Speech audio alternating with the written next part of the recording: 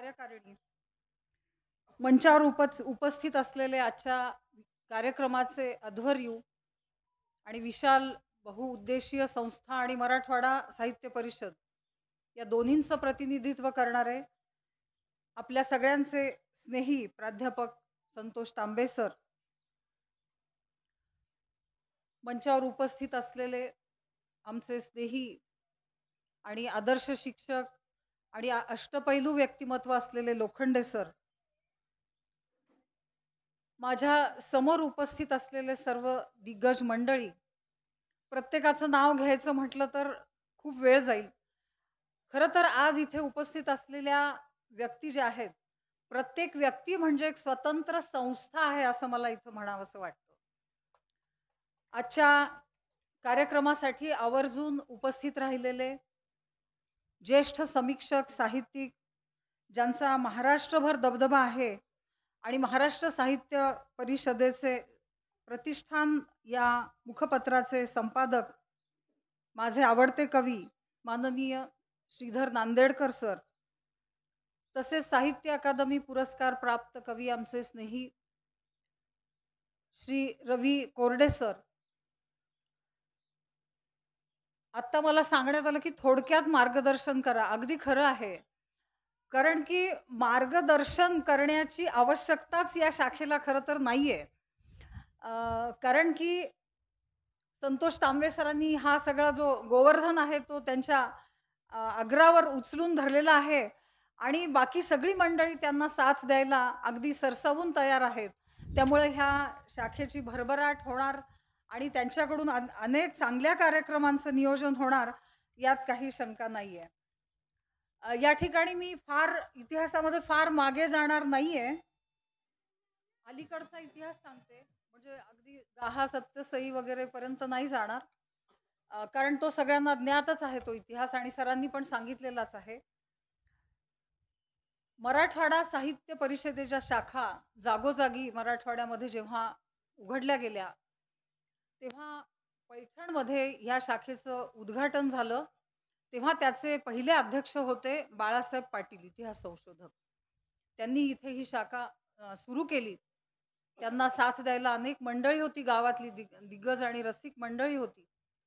त्यांच्या पुढाकाराने शाखेने अनेक चांगले उपक्रम राबवले, पण नंतर काही कारणांनी ही शाखा खंडित झाली, तिचे उपक्रम खंडित झाले. उपक्रम घेण्यामध्ये थोडासा खंड पडल्यानंतर परत ह्या शाखेचं पुनरुज्जीवन करावं असं आम्हा सगळ्यांना वाटलं. 2006च्या सुमाराला त्याचं परत एकदा आपण पुनरुज्जीवन केलं. त्यावेळेला मला आठवतं की ह्या पुनरुज्जीवन करण्यासाठी उद्घाटनासाठी नांदेडहून लक्ष्मीकांत तांबोळी सर, त्यानंतर औरंगाबादहून म्हणजे संभाजीनगराहून, त्यावेळेसचा औरंगाबाद, संभाजीनगरहून ज्येष्ठ समीक्षक आदरणीय प्राध्यापक सुधीर रसाळ सर आले होते. शिवाय माजी संमेलनाध्यक्ष आणि ज्येष्ठ साहित्यिक नरेंद्र चपळगावकर, ह्या तिघांच्या उपस्थितीमध्ये त्याचं पुनरुज्जीवनाचं उद्घाटन झालं होतं. त्यावेळेला मी अध्यक्षपदाचा भार सांभाळलेला होता आणि यातल्याच अनेक माझ्या इथे समोर असलेल्या अनेक जण त्यावेळेला त्याचे सभासद होते. संतोष तांबे सर सुद्धा होते. पण परत आपण ही शाखा काही कारणांनी खंडित झाली. पैठणला काही काही गोष्टींची खोड आहे. तसंच मला वाटतं की इथं संत साहित्याची इतकी सबल परंपरा आहे की मला वाटतं की साहित्याची परंपरा थोडीशी त्या पुढे झाकोळली जाते आणि त्यामुळं का असे ना साहित्य परिषदेचे उपक्रम थोडेसे थंडावले गेले. नंतर परत तांबे सरांना वाटायला लागलं की हे काही बरोबर नाही आहे. इतकी मोठी साहित्यिक परंपरा असलेल्या गावी साहित्य परिषदेची शाखा नाही आणि त्यांचं तर म्हणजे त्यांची जे पुढं म्हणजे मराठवाडा साहित्य परिषदेच्या संचालकपदी वगैरे आहे, त्यांना अजूनही म्हणजे साहित्य संमेलनांचं आयोजन करायचं होतं आणि पैठणला शाखा नाही, हे कसं होऊ शकतं. पैठण हे खरं म्हणजे आता संदीप जगदाळे सर आहेत, त्यानंतर अनेक साहित्यिक आहेत माझ्यासमोर बसलेले, खेडकर सर आहेत, अनेक कवी आहेत, कवयित्री आहेत, मोहिते सर आहेत इथले चांगल्या म्हणजे या मातीतून जन्माला आलेले, पुढे आलेले अनेक साहित्यिक, मला माझ्यासमोर अनेक नावं आहेत. तर ह्या सगळ्यांना बळ देण्यासाठी का होईना एक शाखा पाहिजे. खरं तर साहित्य परिषद स्थापन करण्यामागे उद्देश हाच असतो की साहित्याला पुढं नेणं, साहित्याचं प्रमोशन करणं आणि त्या संदर्भातल्या त्याच्याशी संबंधित अशा अनेक चळवळींचं आयोजन करणं. खरं म्हणजे जेव्हा एखादा साहित्यिक लिहायला लागतो तेव्हा त्याच्यापुढे अनेक आव्हानं असतात. मला दिसतं की जेव्हा नवीन एखादा नवोदित कवी किंवा साहित्यिक लिहितो तेव्हा त्याच्यापुढे पहिला प्रश्न असतो की सकस साहित्याची निर्मिती करणं. ते पहिलं आव्हान तुलनेनी सोपं आहे असं मी म्हणते. तुलनेनी, कारण की ते सोपं नाही आहे हे मला कबूल आहे, परंतु हे सकस साहित्य निर्माण केल्यानंतर ते वाचकांपुढं न्यायचं कसं, वाचकांपर्यंत ठेवायचं कसं, हा मोठा अवघड प्रश्न आहे. दुसरा अवघड प्रश्न असा आहे की त्याच्यासाठी प्रकाशक शोधणे. प्रकाशक शोधल्यानंतर तुम्हाला माहीत आहे की मराठीमध्ये वाचन परंपरा अतिशय क्षीण होत चाललेली आहे. त्यामुळे वाचकांपर्यंत साहित्य पोचवणं, प्रकाशित झालेले ग्रंथ, त्याच्यावर समीक्षण आणि साहित्य चर्चा घडवून आणणं, त्यानंतर त्याच्यासाठी पुरस्काराच्यासाठी त्याची दखल घेतली जाईल हे बघणं, म्हणजे ही जी यादी आहे ती न संपणारी आहे. साहित्य संमेलनामध्ये सहभाग घेणं, वेगवेगळ्या साहित्यिक समारंभांना हजेरी लावणं हे आव्हानच आहे. विशेषतः मी जेव्हा माझे नवोदित असतानाचे दिवस आठवतं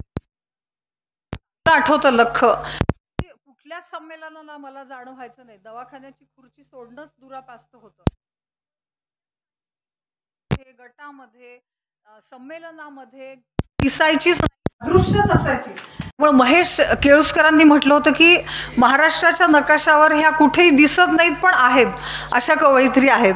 तर मला हसू, कारण तुम्ही काय करणार, एकटा लेखक ही सगळी आव्हानं म्हणजे लिहिणं आणि स्वतःची PRO गिरी करणं, म्हणजे पब्लिक रिलेशन्स सांभाळणं खूप मोठं आव्हान आहे.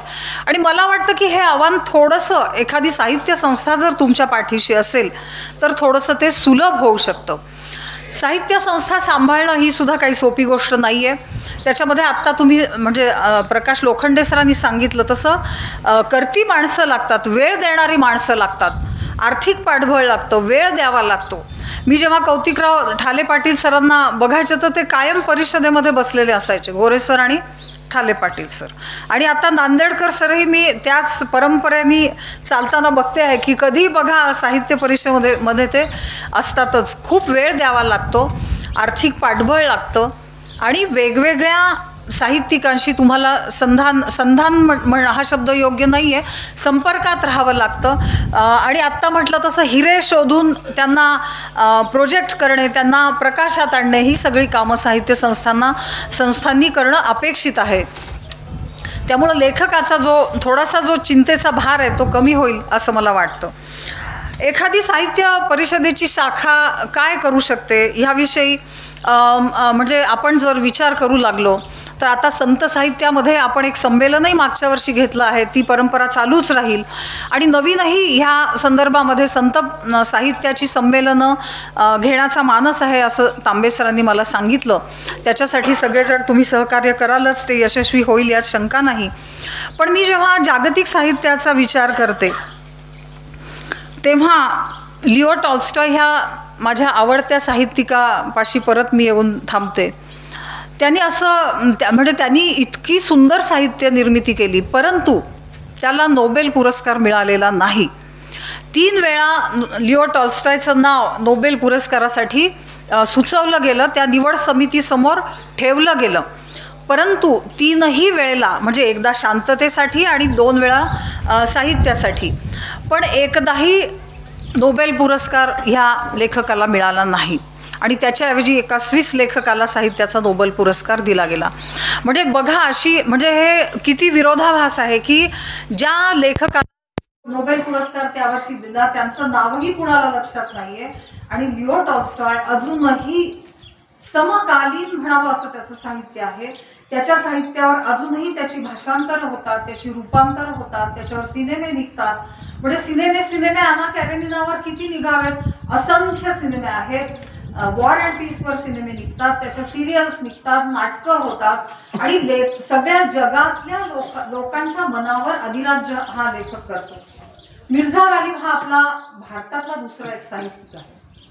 हा साहित्यिक इतका गुणवान आणि इतका प्रतिभावंत होता, त्या माणसाला खात्री होती स्वतःच्या प्रतिभेची, म्हणूनच त्यांनी स्वतःचं नाव बदलून असदुल्ला खान हे त्यांचं मूळ नाव, पण शेर मिर्झा गालिब म्हणजे शेर असं त्यांनी स्वतःला संबोधलं, कारण त्यांना खात्री होती की आपण अतिशय उत्तम अशी साहित्य निर्मिती करतो आहोत. खरं म्हणजे उर्दूमध्ये त्यांची जी साहित्य निर्मिती आहे त्याच्यापेक्षा पर्शियन मध्ये त्यांची साहित्य निर्मिती अतिशय उत्कृष्ट आहे. आणि पण हा साहित्यिक जगापर्यंत पोहोचू शकला नाही का, कशामुळे, तर त्याचा अनुवाद होऊ शकला नाही. वेगवेगळ्या भाषांमध्ये मिर्झा गालिबचं साहित्य हे गेलं नाही, लोकांपर्यंत पोहोचलं नाही. पैठणच्या भूमीतले ज्ञानेश्वर आहेत. एकदा एका लेखकाने मला सांगितलं की ह्या अभंगांचा तुम्ही मला अनुवाद करून देऊ शकाल का. आणि माझं जेव्हा मिर्झा असदुल्ला खान गालिबच्या ह्याच्यावरचं आर्टिकल प्रसिद्ध झालं अक्षरवाङ्मयमध्ये, त्यावेळेला पण मी खूप प्रयत्न केला की त्यांचे शेर काही अनुवादित करून त्या मासिकामध्ये छापायचे होते. पण सगळीकडून हेच उत्तर आलं की मिर्झा गालिब अनुवाद करणं ही अशक्य गोष्ट आहे, अशक्य कोटीतली गोष्ट आहे. आणि त्याचा जरी अनुवाद केला तरी ते मूळ कवितेतलं त्यांच्या शेरांमधलं जे सार आहे, अर्क आहे, तो उतरणार नाहीये. आपलं दुर्दैव म्हणा किंवा जगातल्या वाचकांचं, रसिकांचं, साहित्यप्रेमींचं दुर्दैव म्हणा, मिर्झा गालिब इतका श्रेष्ठ असूनही ग्लोबल होऊ शकला नाही. पण मला वाटतं की ज्ञानेश्वरी चा प्रयत्न आपण करायला पाहिजे. निदान पैठणमधले जे संत आहेत त्यांचं संत साहित्य आपण इंग्रजीमध्ये, हिंदीमध्ये अनुवादित करून ते प्रकाशित करण्याचा प्रयत्न केला पाहिजे.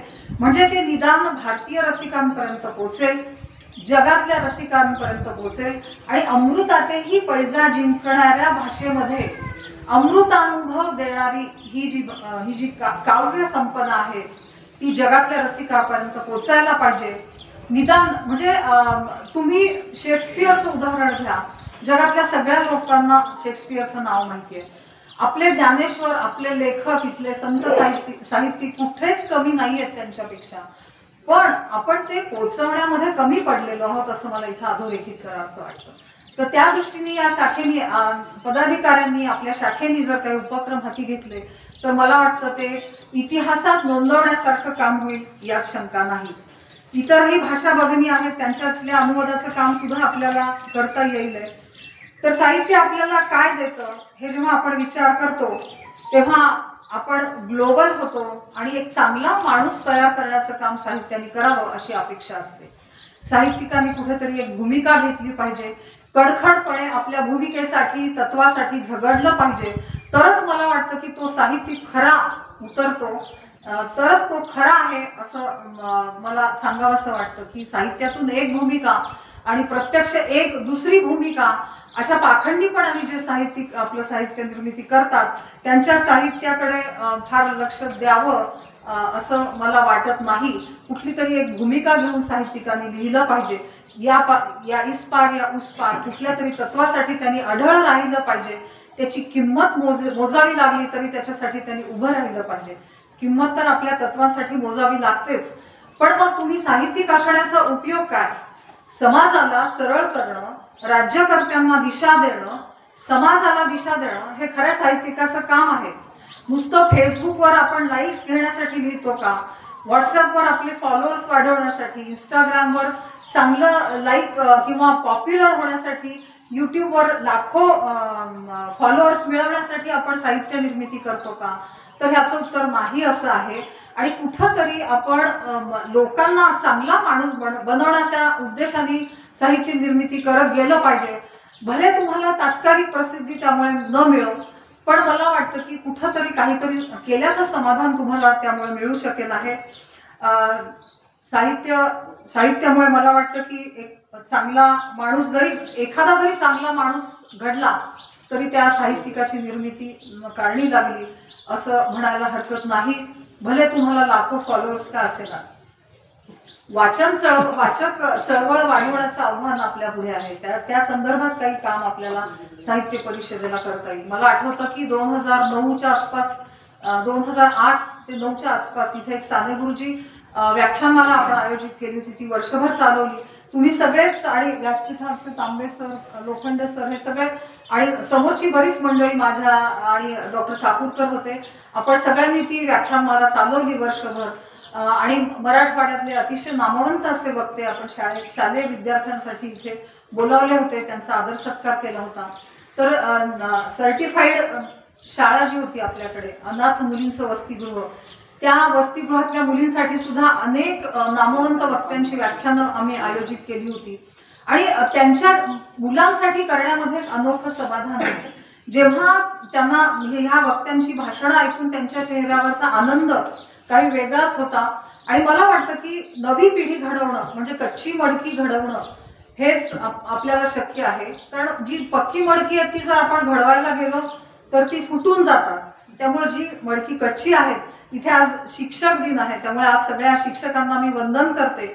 आणि खरोखर इथल्या ज्या शाळा आहेत त्यातले शिक्षक अगदी तळमळीने, माझ्या पुढे अनेक शिक्षक आहेत, काळे सर आहेत, कन्या शाळेचे मॅडम आहेत, अजूनही अनेक शिक्षक आहेत समोर बसलेले, सगळ्यांची नावं घेत नाही, तर ते अतिशय तळमळीने मुलांसाठी काम करतात. तर वाचन संस्कृती जर आपण वाढवली तर मला वाटतं की तो एक फार अतिशय चांगला मैलाचा दगड आपल्या साहित्य परिषदेच्या कामासाठी होऊ शकेल.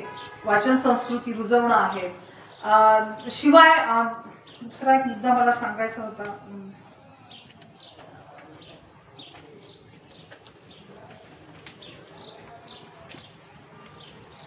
ग्रामीण भागातील मुलांच्या विषयीचा मुद्दा होता की आपण मराठी भाषा मुमूर्षू आहे का या नावाचे परिसंवाद जसं साहित्य संमेलन सुरू झालं म्हणजे मागच्या शतकामध्ये, तर सुरुवातीच्या साहित्य संमेलनांमध्ये सुद्धा हाच परिसंवादाचा विषय असायचा आणि थोड्याफार फरकाने आताच्या संमेलनामध्ये सुद्धा हाच विषय परिसंवादाला घेतला जातो.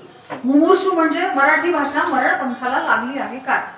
तर मला वाटतं की ही मराठी भाषा जर कोणी टिकवली असेल तर ती खेडोपाडी जे राहतात त्या मराठी जनतेने टिकवलेली आहे. तुम्ही मुंबई, पुणे किंवा इतर महानगर जी आहेत, नागपूर, संभाजीनगर असो, तिथल्या मुलांशी जर संवाद साधू गेलात किंवा नागरिकांशी आपण बोलतो तेव्हा असंख्य मराठी हिंदी शब्द त्याच्यावर भेसळ झालेले असतात. म्हणजे इव्हन टेलिव्हिजनचे जे अँकर्स असतात आणि वर्तमानपत्रातल्या म्हणजे पत्रकारांची भाषा सुद्धा भेसळ झालेली आपल्याला दिसते. तर पण आपण जेव्हा ग्रामीण भागात शिरतो, एखाद्या वेळेस एसटी बंद पडली आणि आपण खाली उतरून जर भाषा त्यांच्याशी बोलायला, अतिशय अस्सल बिना भेसळ असलेली मराठी भाषा तुम्हाला ऐकायला मिळते आणि खरोखर आश्चर्य वाटतं आणि कौतुक वाटतं. ही बोली भाषा जी आहे महाराष्ट्रातली, प्रांतातली जी बोली भाषा आहे ती टिकवण्याचं सुद्धा आपल्या पुढे आव्हान आहे. कारण ह्या बोली भाषांना इतका गोडवा आहे, त्याच्यामध्ये साहित्य निर्मिती होते ती अतिशय सुंदर असते. आणि कधीही तुम्ही बघा की इंग्रजीमध्ये साहित्य निर्मिती करण्यापेक्षा आपल्या मातृभाषेत जेव्हा आपण साहित्य निर्मिती करतो तेव्हाच ती अधिक सकस होते आणि मग त्याचं भाषांतर झाल्यावर ती जगापर्यंत पोहोचल्यावर ती त्याला कधीही मान्यता मिळालेली आहे इतिहासामध्ये साहित्याच्या. त्यामुळे हे जे आपल्या मातृभाषेत साहित्य निर्मिती करण्याचं जे आव्हान आहे ते आपल्याला मराठी टिकवणे हा सुद्धा आपल्या पुढे एक मोठा अजेंडा राहील, मोठा मुद्दा राहील या साहित्य परिषदेच्या शाखेपुढे. तर त्या दृष्टीने जे सकस जीवनानुभव जो असतो तो मला वाटतं की अस्सल, आता म्हणाले की खेडकर सर जे लिहितात तो अस्सल मातीतला त्यांचा अनुभव आहे. जगदाळे सरांची कविता जी आहे ती अस्सल मातीतली कविता आहे, इथल्या भूमीतली, आणि त्यामुळे ती अपील होते, समीक्षकांना ती भावते. आणि मला वाटतं की सकस जीवनानुभव असल्याशिवाय कुठल्याच OTT प्लॅटफॉर्मवरच्या सिरियल, त्याच्यानंतर कुठलेही सिनेमे, कुठल्याही गोष्टी, नाटकाचं कथानक हे हिट होऊ शकत नाही.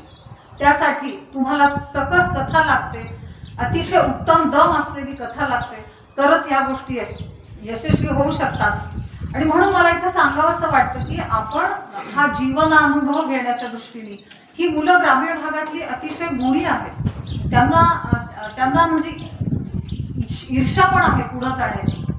शहरातल्या मुलांच्या तुलनेने त्यांना अतिशय कमी संधी उपलब्ध आहेत, पण ह्या संधी जर आपण उपलब्ध करून देऊ शकलो, त्यांच्यासाठी काही लेखन कार्यशाळा, काव्य कार्यशाळा घेऊ शकलो, तर मला वाटतं की ही मुलं फार पुढे जाऊ शकतात. मला अतिशय विश्वास आहे त्यांच्याबद्दल, कारण मी अनेक वर्ष मुलांसाठी कार्यक्रम घेत आलेली आहे. मराठवाडाभरातल्या मुलांसाठी व्याख्यानमाला, निबंध स्पर्धा, वक्तृत्व स्पर्धा ह्या आम्ही शामराव बोधनकर स्मृती प्रतिष्ठानतर्फे आयोजित केल्या होत्या.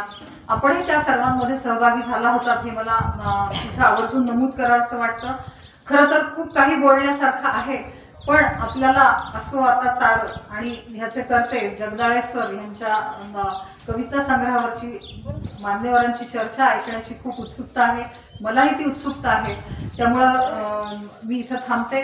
आज आपण इथं मला बोलण्यासाठी बोलावलं त्याबद्दल सर्वांचे मनपूर्वक आभार. आणि जर कुणाचा उल्लेख करायचा राहिला असेल ना